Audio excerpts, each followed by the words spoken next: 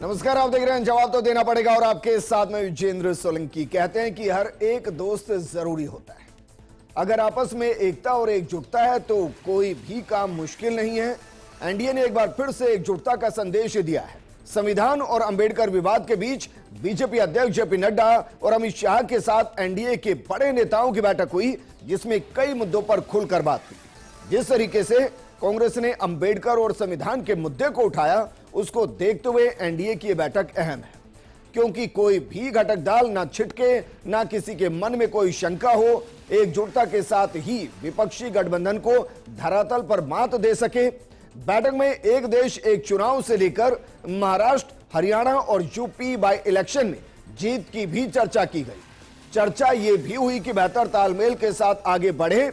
उधर इंडी गठबंधन की बात करें तो उसमें नेतृत्व को लेकर ही रार हो गई। कोई कह रहा है कि ममता बनर्जी गठबंधन की कमान संभाले, तो कोई राहुल गांधी को ही नेतृत्व संभालने की बात कर रहा है। आज बात एनडीए के एकजुटता के संदेश की।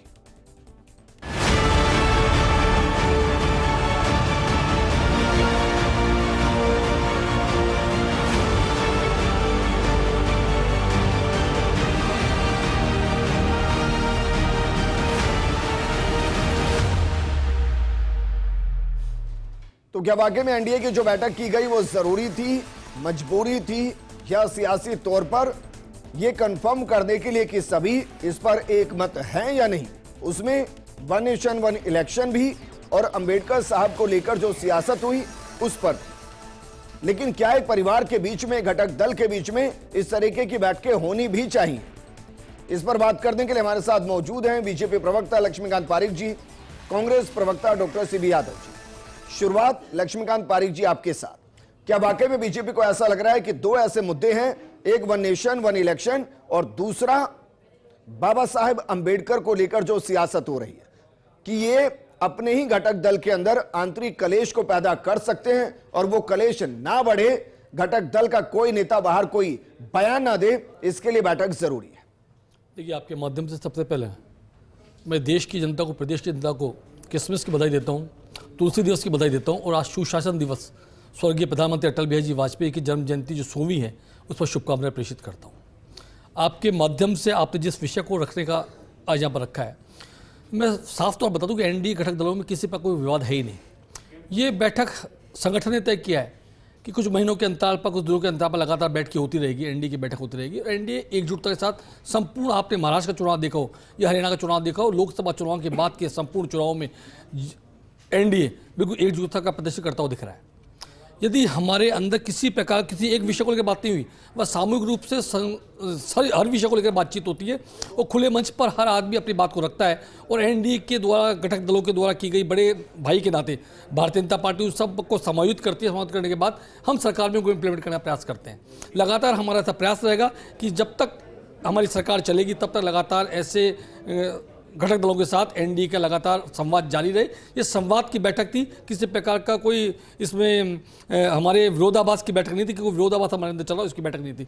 इसके इतर यदि ये बात करें, अभी आपने जब कहा, आपने शुरुआत दौर पर कहा इंडी गठबंधन, मैं इंडी गठबंधन उसलिए कहता हूँ घमंडिया गठबंधन जो टूट कर खंड खंड विभक्त हो चुका है। महाराष्ट्र चुनाव में अखिलेश अलग हटे थे और अब तो ममता बनर्जी अलग हटने का प्रयास लगातार, बंगाल में पहले भी अलग अलग चुनाव लड़े, लेकिन अब तो बिल्कुल पूर्णतः दिखने लगा कि इंडी गठबंधन राहुल गांधी को स्वीकार नहीं कर रहा और अब उनकी नेतृत्व तो प्रश्न खड़ा हो गया है। कुछ लोग कहते हैं ममता जी बने इसके नेता, कोई कहता है अखिलेश जी बने, कुछ लोग कहते हैं राहुल जी को रहना चाहिए। तो इस प्रकार का टूटा गठबंधन यदि कोई देश में है तो इंडी गठबंधन के नाम पर बना हुआ घमंडिया गठबंधन है। चलिए वापस में आता हूं। क्या इस बैठक में तय हो गया कि ठीक है भाई, संविधान को लेकर जो भी या बाबा साहेब को लेकर जो भी बयान दिए गए उस पर एनडीए मजबूती से बीजेपी के साथ खड़ा हुआ है और अपने प्रदेशों की सियासत में इस मुद्दे को उबालेगा नहीं? देखिए, बैठक में क्या तय हुआ वो तो अलग विषय, वहाँ के प्रवक्ता और वहाँ की जो बैठक में मौजूद लोग थे बता सकते हैं। लेकिन इसके इतर एक बात कह सकता हूँ कि किसी भी घटक दल ने इस विषय पर जाकर विरोधाभासी बयान 5-7 दिन में दिया तो बता दें। मैं सीधे तौर पर कहता हूँ घटक दलों की बात ही नहीं है, ये संविधान की बात कर जब हम करते हैं तो बाबा साहब अम्बेडकर को यदि मानव सम्मान देकर काम किसी कहते हैं भारतीय जनता पार्टी, वो उसके साथी संगठनों ने किया। इसलिए इस पर तो कोई विषय की राजनीति होने की बात ही नहीं हो सकती, क्योंकि यदि भारत रत्न देने की बात की तो एनडीए घटक दलों के साथ भारत रत्न मिला होगा। पंच तीर्थों को यदि हमने समायोजित करने का काम किया, उनको विकसित करने का काम किया तो भारतीय जनता पार्टी सरकार ने किया। तो अम्बेडकर जी को सबसे ज्यादा यदि किसी ने इस देश के अंदर आगे बढ़ाने का, उनके नाम को आगे सार्थक करने का काम किया तो भारतीय जनता पार्टी और उसके गठबंधन एनडीए ने किया। ठीक है सीबी यादव जी, क्या वाकई में जिस तरीके से इंडी गठबंधन को लेकर अलग अलग तरीके से विचारधाराएं आती हैं, उसको आप स्वागत करते हैं कि भाई सबको अपनी विचारधारा रखने का एक तरीके से फ्रीडम है, और उसके साथ साथ कोई अगर गठबंधन में रहना चाहे तो भी सही, नहीं रहना चाहे तो भी सही, क्या यही इंडी गठबंधन की विचारधारा है? क्योंकि एनडीए के अंदर ऐसा दिखता नहीं है। जी विजेंद्र जी शुक्रिया। प्रदेश की जनता को मेरी क्रिसमस, आज अटल बिहारी जी की जन्मदिवस है, उसकी भी शुभकामनाएं। और आज 25 दिसंबर है, याद रखना इस दिन मनुस्मृति जलाई गई थी। मनुस्मृति पर विजय दिवस भी इसी दिन की शुरुआत है, जो उसकी भी आज शुभकामनाएं सभी को, कि हमने एक नए संविधान का जो स्वरूप का जो बीजारोपण हुआ था वो भी 25 दिसंबर को ही हुआ था 1927 को। विजेंद्र जी आपने जो सवाल किया उस सवाल की बुनियाद में ये महत्वपूर्ण बात है कि केवल दो गठबंधन नहीं है, ये दो विचार है। और आज एक विचार, वो विचार जिस विचार मनुस्मृति बनाम संविधान विचार है, एक तरफ मनुस्मृति है, दूसरी तरफ संविधान है। और जिस मनुस्मृति के पक्षधर लोग आज खड़े थे उस समय जब देश की आजादी की लड़ाई, और उसके बाद में भी उस मनुस्मृति की लड़ाई लड़ रहे हैं, आज उनकी हकीकत जबान पे आ गई है। और उस जबान को बचाने के लिए, मतलब सर, उस जबान को बचाने के लिए आज मनुस्मृति की विचारधारा मतलब आपको देखा कभी आप लोगों ने? आप देखिए, लक्ष्मीकांत जी एक मिनट भाई, शुरू तो होने दीजिए। एक मिनट भाई, कैसे जाना है, कोई बात नहीं, एक मिनट इंडी गठबंधन बात करते नहीं है, टूटा टूटा गठबंधन नहीं निकाल, इसको बात नहीं करते हैं। ये आएंगे भाई, एक मिनट लक्ष्मीकांत जी, लक्ष्मीकांत जी, लक्ष्मीकांत जी, विजेंद्र जी की लक्ष्मीकांत जी आके खड़े हो जाओ आप, जो है ना सीबी यादव जी, तो भाई सीधा बोलिए ना। नहीं, एक मिनट मेरी बात सीधा बोलिए ना। हाँ। मनुस्मृति मतलब?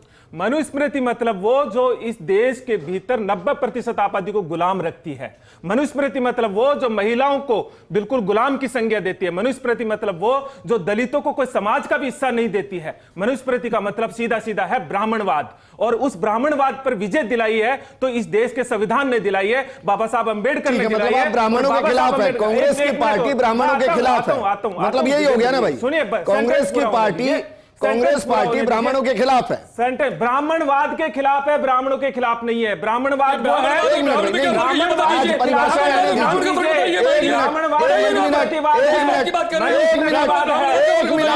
चलिए ब्राह्मणवाद मतलब, एक मिनट भाई, आज होना चाहिए ब्राह्मण मतलब कांग्रेस मतलब नहीं है। एक मिनट कांग्रेस को छोड़ देना चाहिए। एक मिनट, सबसे पहले पंडित नेहरू की फोटो हटाइए वहां से और बाहर सड़क पर फेंकिए। लक्ष्मीकांत जी, 25 लक्ष्मीकांत जी, बाबा साहब अम्बेडकर के साथ जब मनुस्मृति की प्रक्रिया चलाई जा रही थी, तब एक गरीब ब्राह्मण भी साथ था। ब्राह्मण भी ब्राह्मणवाद के खिलाफ है। एक मिनट, नहीं, हाँ सीबी यादव जी, हाँ ब्राह्मणवाद मतलब? ब्राह्मणवाद मतलब 25 दिसंबर 1927। ब्राह्मणवाद मतलब सर, मतलब बताइए। ब्राह्मण का तेज सहन नहीं कर पाओगे, चाणक्य का तेज सहन नहीं कर पाओगे, परशुराम का तेज सहन नहीं कर पाओगे। ब्राह्मणवाद मतलब मनुस्मृतिवाद। मनुस्मृति, अरे भाई घूम गए, या तो आप अपने कंफ्यूजन को क्लियर कीजिए, क्या मजाक लगा रहे हैं? पंडित की फोटो ब्राह्मणवाद का मतलब होता है वर्णवाद, मनुस्मृतिवाद ब्राह्मणवाद का मतलब होता है अम्बेडकर विरोधीवाद, ब्राह्मणवाद का मतलब होता है दलित विरोधीवाद, ब्राह्मणवाद का मतलब होता है महिला विरोधीवाद, ब्राह्मणवाद मनुस्मृतिवाद है। एक मिनट, अब रुक जाइए, एक मिनट भाई, लक्ष्मीकांत जी एक मिनट, लक्ष्मीकांत जी एक मिनट, सीबी यादव जी एक मिनट। सर लक्ष्मीकांत जी बहुत तसल्ली से सुना, अब मैं आपसे सवाल कर रहा हूं, क्या ब्राह्मण, एक मिनट सर, एक मिनट, क्या कांग्रेस की यही विचारधारा रही कि बाबा साहेब को 2 बार चुनाव हराया? क्या यही विचारधारा रही कि 284 के अंदर जब संविधान सभा के सदस्य बनाए जा रहे थे उस दौरान बाबा साहब को दिया नहीं गया स्थान, उनको मुस्लिम लीग से आना पड़ा? क्या यह विचारधारा थी कि बार बार 33% महिला आरक्षण की बात करते करते कांग्रेस ने कभी उसको लागू नहीं किया? क्या यह होता है? जवाब दूं? बोलिए। जी, कांग्रेस की विचारधारा है कि बाबा साहब अंबेडकर की सीट पश्चिम बंगाल की जब पूर्वी पाकिस्तान में चली गई थी तो उन्हें हम एक हमारी मुंबई की सीट खाली करवा करके बाबा साहब को संविधान सभा में लाते हैं, उन्होंने ड्राफ्ट कमिटी का चेयरमैन बनाते हैं और कांग्रेस के सदस्य की सीट खाली करवाते हैं। इसको क्रॉस चेक कीजिए। कांग्रेस की सीट खाली हम जब बाबा साहब जहां से जीत कर आए थे वो पाकिस्तान में चली गई थी सीट, और कांग्रेस ने बाकायदा बाबा साहब को संविधान सभा से बाहर कर दिया था। क्या बात कर रहे हैं? 208 सदस्य कांग्रेस के थे। हमने बाबा साहब को पूरा मौका दिया, क्योंकि बाबा साहब का बार-बार काम करने का किसने कहा? कांग्रेस ने किया। विरोधी विचार है। एक भी आपने परियोजना बाबा साहब के नाम पर जारी की क्या 50 साल में बताइए? एक परियोजना जारी की तो बता दीजिए। सीबी यादव जी के भीतर आत्मार सीबी यादव जी, विरोध करते करते वहां तक मत जाइए जो समाज में आपका विरोध होने लगे। वहां तक मत जाइए, मत जाइए सर। बाबा साहब देखिए, आप मैं क्या कह रहा हूं, वहां तक मत जाइए सर। विजेंद्र जी सुनने आप क्या कहते हैं? सुनने का क्या कहते हैं? मोहब्बत की दुकान का साहस रखते हैं आप। संपूर्ण ब्राह्मण, संपूर्ण ब्राह्मण उनको निशाने पर ले रहे हैं। जिन्होंने शास्त्र दिए, जिन्होंने शस्त्र दिए, जिन्होंने शिक्षा दी, जिन्होंने गुरुकुल स्थापित किए, जिनकी वजह से हम बैठकर यहाँ बौद्धिक ज्ञान पर बात कर रहे हैं, ये वरणवाद है। आप उन ब्राह्मणों को टारगेट कर रहे हैं। वरणवाद है। आप देखिए, जब 26 मैं क्या कह रहा हूं सर, टारगेट करते करते उस हद तक मत जाइए। विजेंद्र जी, मत जाइए वहां तक। विजेंद्र जी सुनने का साथ आप ये कह रहे हैं कि ब्राह्मणों का योगदान नहीं? ब्राह्मण नहीं है। बताइए गुरुकुल किसने स्थापित किए? ब्राह्मण नहीं है। आज भी शिक्षा के लिए एक दूषित मानसिकता से ग्रसित व्यक्ति हो। ब्राह्मणवाद ब्राह्मण नहीं है, ब्राह्मणवाद मनुस्मृतिवाद है। मैं हाथ जोड़ता हूं, मैं हाथ जोड़ता हूं, सीबी यादव जी, मैं हाथ जोड़ता हूं सर। आप अपने हिंदुत्व की विचारधारा, आप ब्राह्मणवाद की विचारधारा को अपने पास रखिए, अपने पास रखिए सर। मेरे प्रोग्राम में ना तो आपके हिंदुत्व की विचारधारा की परिभाषा के लिए कोई स्थान है और ना ब्राह्मणवाद की विचारधारा के लिए कोई स्थान है। गुरु, मैं बहुत खुलकर कह रहा हूं सर, खुलकर कह रहा हूं मैं खुलकर कह रहा हूं। चलिए रुक जाइए, रुक जाइए, एक मिनट। सबसे पहले पंडित नेहरू की फोटो को तोड़ो, फेंको और कांग्रेस के बाहर निकाल के डाल दो। तब मैं ये पूछता हूं, जब ये देश का संविधान बना तो हिंदू महासभा और जनसंघ ने बाबा साहब अम्बेडकर के पुतले जलाए थे या नहीं जलाए थे? संविधान को जानते ही नहीं हो आप। संविधान बना तब बाबा साहब अम्बेडकर के पुतले जले थे या नहीं जले थे? जले थे या जलाए थे नहीं जलाए थे? आरएसएस, दिल्ली से हमारी सहयोगी और संविधान, दिल्ली से हमारी सहयोगी और दिल्ली न्यूज एडिटर अदिति नागर जुड़ गई हैं। अदिति, आज हमारा जो मुद्दा है वो दरअसल एनडीए की बैठक है, लेकिन हमारे साथ कांग्रेस के सहयोगी हैं सीबी यादव साहब। वो कह रहे हैं कि आज वो दिन है जब मनुस्मृति को जलाया गया, यहां तक भी ऑब्जेक्शन नहीं था। वो कह रहे हैं कि आज वो दिन है जहां ब्राह्मणवाद के खिलाफ आकर खड़ा होना चाहिए। जहां मनुस्मृति पर संविधान की जीत हुई, आज वो दिन है। अदिति,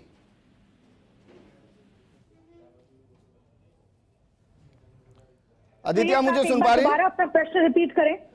अदिति, आज पहला सवाल, एनडीए की जो बैठक हुई उसमें क्या खास रहा? क्या बीजेपी को डर है कि क्षेत्रीय आधार पर जो उनके सहयोगी घटक दल हैं वो वन नेशन वन इलेक्शन या बाबा साहब को लेकर जो सियासत हो रही है उसमें एनडीए से अलग रुख ना करें, उसको कंफर्मेशन के तौर पर देखें, या एक बड़े परिवार के तौर पर जहां हर किसी को इसलिए आमंत्रित किया गया कि बताइए आप भी सरकार का हिस्सा हैं और आपको स्टेट में आपकी पार्टी क्या कुछ नया सोच रही है, उस बारे में आकर डिस्कस करते हैं। पहला सवाल तो ये है अदिति।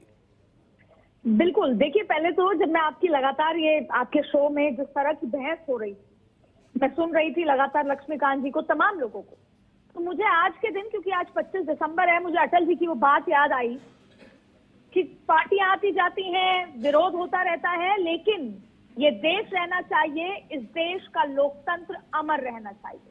और हम जैसे बाबा साहेब अम्बेडकर का केवल नाम लेते हैं, आजकल पॉलिटिकल पार्टी, कोई भी पॉलिटिकल पार्टी विचारधारा को माने या ना माने, ना मानती आई हो या आगे माने, लेकिन वोट बैंक के लिए बाबा साहेब के नाम की तख्ती पकड़ लेती है। ठीक वैसे ही जितने भी, चाहे भाजपा के राजनेता हो, नई युवा पीढ़ी हो, अटल बिहारी जी की सुबह 8 बजे जाकर वो प्रणाम करने चले जाएंगे समाधि पर, लेकिन उनकी कही भी बातों पर विश्वास नहीं करेंगे। हम 21वीं सदी में हैं, हम सोशल मीडिया, एआई तो बहुत बाद की चीज है, लेकिन हम जैसे बात करते हैं कि कितना विज्ञान आगे बढ़ चुका है, लेकिन हम आज भी उन्हीं बातों पर अटके हैं, जाति को लेकर, कौन किसमें, और जैसे मनुस्मृति और तमाम चीजों का जिक्र हो रहा था, ब्राह्मणवाद का जिक्र हो रहा था। लेकिन मूल सवाल पे आती हूं मैं वापस, और उस पर चर्चा आगे करेंगे। लेकिन अदिति, क्या ये नई कॉन्स्पिरेसी है कांग्रेस की कि पहले हिंदुत्व को टारगेट किया, अब वो सीधा ब्राह्मणवाद को टारगेट कर रही है? देखिए, अगर कांग्रेस की स्ट्रैटेजी पर बात करें तो एक बहुत साधारण तरीके से देखिए, कांग्रेस भारतीय जनता पार्टी पर पार्टी के जमीन पर चुनौती नहीं झेल सकता, जमीन पर लड़ाई नहीं कर सकता। क्यों? पहला, आपके पास ग्रास रूट लेवल वर्कर्स नहीं है। दूसरा, आप उतनी मेहनत नहीं करते। तीसरा, सैटरडे संडे आपको आज भी छुट्टी चाहिए। तो भारतीय जनता पार्टी की मेहनत की बात कर रही हूं मैं, मंशा की बात, नीति की बात नहीं हो रही है, नीयत की बात यहाँ नहीं हो रही है। आपकी बात हो रही है कि आपको मेहनत नहीं करती तो करनी है, कांग्रेस को नहीं है, इसलिए आप जमीन पर तो मेहनत नहीं कर सकते। अब आपको चाहिए बैठे बिठाए मुद्दा। तो बैठे बिठाए मुद्दे में भारतीय जनता पार्टी अगर अपने धर्म के मुद्दे पर आ जाती है तो जाहिर तौर पे कांग्रेस ने सोचा है कि हमें एक जाति का मुद्दा मिल जाए, जो कि बैठे बिठाए गृह मंत्री अमित शाह जी ने दिया है। लेकिन बात यह है कि पहले आपने आरक्षण का जिक्र किया, संविधान का जिक्र किया, आपको हरियाणा और मध्य प्रदेश, महाराष्ट्र में क्या नतीजे हुए, भारतीय जनता पार्टी ने अपने मेहनत और बूथ लेवल की राजनीति से आपको बता दिया। और अब बात आती है दिल्ली और बात आती है बिहार की। अब ऐसे में ये जाहिर तौर पर रणनीति आगे बढ़ रही है। अब सवाल यह है कि एनडीए का मेहनत का क्योंकि जिक्र हो रहा है। देखिए, इंडिया गठबंधन जब अपने आकार में आया, जब साथ आए, उसके बाद से आज की स्थिति देखिए। जब मैंने कांग्रेस के नेताओं से बात करी तो उन्होंने एक खुलकर जवाब दिया कि भारतीय जनता पार्टी भले ही सरकार बना ले, हमें आम आदमी पार्टी से लड़ना है। ये है इंडिया गठबंधन की सोच। और सबसे बड़ी बात है कि मायावती, ममता बनर्जी से आपकी बनती नहीं, आपकी आम आदमी पार्टी से हरियाणा में क्या हुआ, सब कुछ बड़े लेवल पे फाइनल होकर आपके राज्य के नेताओं ने मना कर दिया।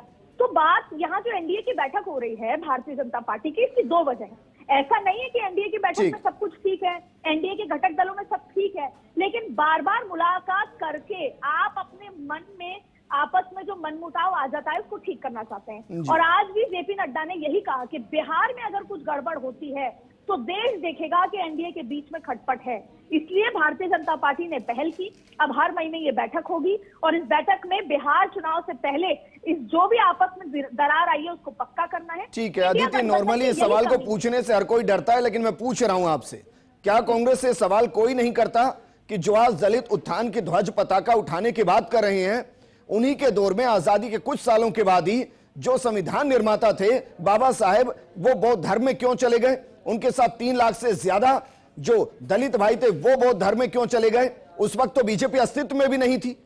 इसका जवाब नहीं देगी कांग्रेस किसी को? बिल्कुल नहीं देगी। और देखिए, सबसे बड़ी बात है, भले ही आप अमित शाह के द्वारा दिए गए बयान के बाद आपने एजेंडा खड़ा किया, लेकिन भारतीय जनता पार्टी की रिसर्च, जिस बात का जिक्र आप कर रहे हैं उसका जवाब कांग्रेस के पास नहीं है। भारतीय जनता पार्टी ने एक लंबी फहरिस्त निकाल दी है कि कब कब आपने उनको हराया, आपने क्यों उनको पुरस्कार नहीं दिया। तो भारतीय जनता पार्टी की रिसर्च मेहनत आपके सामने है। हम आज जो ये चर्चा कर रहे हैं उसमें हम ये नहीं कह रहे कि कोई पार्टी आगे है कोई पार्टी पीछे। बात हो रही है एकजुटता की, मेहनत की, नियत की, नीति की, और उन तमाम चीजों में कहीं ना कहीं है। मैं आपको एक ताजा उदाहरण देती हूँ। कांग्रेस के अंदर लगातार बैठकों का दौर चल रहा है। मैं किसी केसी वेणुगोपाल ने एक रिसर्च निकाली, उसमें ये दिखाया कि हमको भैया 8 केवल और केवल 8 जो मुस्लिम बाहुल इलाके हैं वहां पर चुनाव में मेहनत करनी है, बाकी सीटों पे नहीं करनी। एक कार्यकर्ता जो कोर टीम के सदस्य हैं वो बाहर आके कहते हैं भैया अच्छा हुआ, सिर्फ 8 सीटों पर ही काम करना है, ऊपर वालों ने कह दिया, चलो मेहनत बची। ये मुझे कहा गया है मेरे सामने। तो इस तरह की सोच जब अभी पार्टी के अंदर रहेगी कि हमें तो 70 नहीं 8 ही सीटों पर काम करना है, चलो बचे आराम, तो जाहिर तौर पे आप भारतीय जनता पार्टी की ना ही इन तमाम नीतियों पर, ना ही अगर आपको ये एजेंडा खड़ा करना है मंडल कमंडल वाला, मेहनत के बिना, नियत के बिना, नीति के बिना आप नहीं कर सकते। ठीक है अदिति, आप हमारे साथ बने रहिए, अब आप हमारे साथ बने रहिए। सीबी यादव जी, मैं इस पर कई डिबेट कर चुका हूं सर, और मैं इन कुतर्कों को मैं इसलिए कह रहा हूं सर कि आप अपनी एक ऐसी सोच को पूरे समाज पर मत ला दिए जो पूरे समाज को विक्षिप्त कर दे, और उन शब्दों को मत गढ़िए जिन शब्दों का अस्तित्व नहीं है। और इसलिए मैं फिर आपसे कह रहा हूं, क्या वाकई में मुझे कहने का मौका मिलेगा? अभी तक मिला नहीं सर। हाँ, तो अभी मैं बोल तो दूं ना, आपने सवाल कोई पूछे तो मैं जवाब दूं उसका। मतलब मैं सवाल खत्म करूं या ना करूं? हाँ करो। ये आप कर सकते हैं, पहले शुरू कर सकते हैं, कीजिए आप। क्या कांग्रेस एक ऐसी सोच के साथ चल रही है जिसको आज मैं कह सकता हूं कि फूट डालो, राज करो ना करो की स्थिति नहीं है? बोलिए आप। विजेंद्र जी, कांग्रेस ने इस देश का संविधान, इस देश का लोकतंत्र और इस देश का भारत बनाया आज जो जिस स्वरूप में है ना, वो उसकी बुनियाद में कांग्रेस पार्टी का संघर्ष निहित है। क्या आप इस बात से इनकार कर सकते हैं कि सावरकर जी ने ये नहीं कहा कि जो बाबा साहब अंबेडकर ने संविधान बनाया वो विदेशी संविधान है और इस पे मनुस्मृति की छाप नहीं, इसको इसलिए इसको फाड़ देना चाहिए। क्या आप इस बात से इनकार करते हैं? क्या भारतीय जनता पार्टी सावरकर जी के इस बयान का विरोध करती है? देखिए, दलितों के लिए, समाज के 90% पिछड़ों के लिए मेरे लाइन तो पूरी सप्लीमेंट्री कर दूं। आप बताइए, भारत का संविधान कितने देशों से मिलकर बना है? कितने देशों के संविधान से बताइए। मैं मेरी लाइन पूरी जीके का सवाल है भाई, पता होगा यकीनन आपको। बताइए, जो अमित शाह जी ने कितने देशों से मिलकर बनाए, बताइए। मैं मेरे आंसर के बाद आपका आऊंगा उसको करके। अरे सर, आपकी एक लाइन खत्म हुई है, मैं लाइन पूछ रहा हूं, बताइए। जस्ट अगली लाइन खत्म करने दो। कितने देशों से मिलकर बनाया भारत का संविधान? तो क्या वो विदेशी है? अरे सर, पूछ रहा हूं भाई। नहीं, वो नहीं, ये तो भारतीय है संपूर्ण। आप समझिए, मैं पूछ रहा हूं कितने देशों से मिलकर बना है? विजेंद्र जी, तो क्या ये संविधान विदेशी है? ज्ञान पर सवाल नहीं, पहले मेरे बात, मैं ये बिल्कुल नहीं मान सकता, आपको नहीं पता होगा। नहीं, मैं बिल्कुल नहीं मान सकता। आप सुनने की क्षमता तो रखिए। बताइए, कितने देशों से मिलकर बना है? भारत का संविधान, भारत के उद्विकास जो इसका इतिहास है वहां से निकल के आया है। भारत का संविधान सवाल कांग्रेस ने पढ़ा है, ये कह रहा हूं। भारत का संविधान कांग्रेस ने पढ़ा है। 70% जो संविधान है गवर्नमेंट ऑफ इंडिया 1935, और वो 1919 उससे पहले का विकास से बना हुआ है। आप समझिए, लेकिन बड़ी बात क्या है? बड़ी बात को समझिए इस बात को, जो अमित शाह जी ने अपमान किया। आप सुनिए, एक लाइन सुनिए। फंसते हैं, भूल जाते हैं। आप भाई, कांग्रेस के पाठ्यक्रम में पढ़ा है, कांग्रेस के दौर में पढ़ा है। क्या पढ़ा आपने कि भारत का संविधान कितने देशों से मिलकर बना है? कितने देशों? नहीं पढ़ा।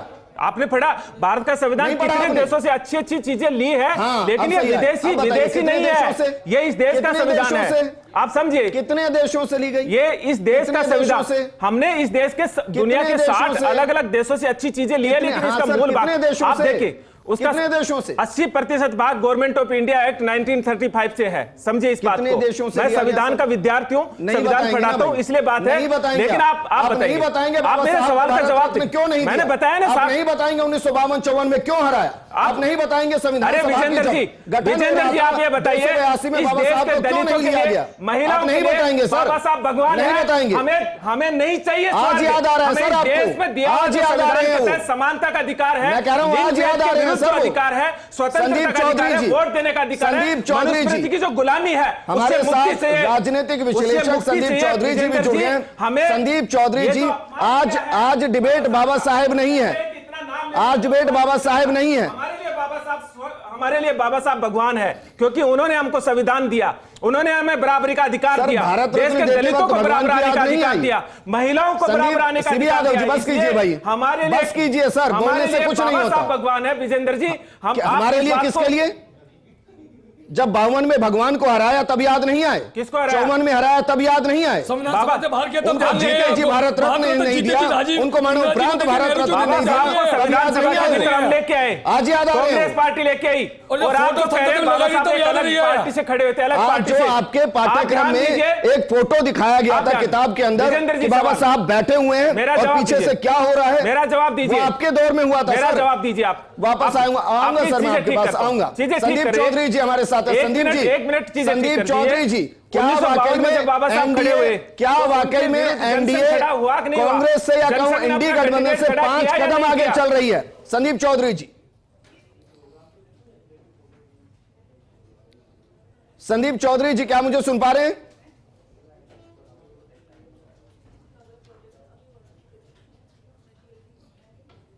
संदीप जी, चलिए वापस उनको जोड़ेंगे। अदिति हमारे साथ हैं। अदिति, क्या वाकई में दोनों गठबंधन के बीच का एक मूल अंतर हम ये भी देख सकते हैं कि एक गठबंधन जो वक्त से पहले अलर्ट होता है और दूसरा टूटने के बाद भी अलर्ट नहीं होता और कहता है हाँ ठीक है, चले गए तो चले गए, कोई बात नहीं?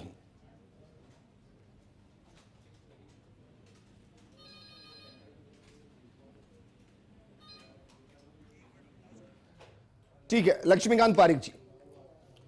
देखिए, भारतीय जनता पार्टी की जिस विचारधारा संगठन की आप बात कर रहे थे, भी कह रहे थे कि दो गठबंधन, निश्चित रूप दो गठबंधन, तो विचारधाराओं बड़ा फर्क है।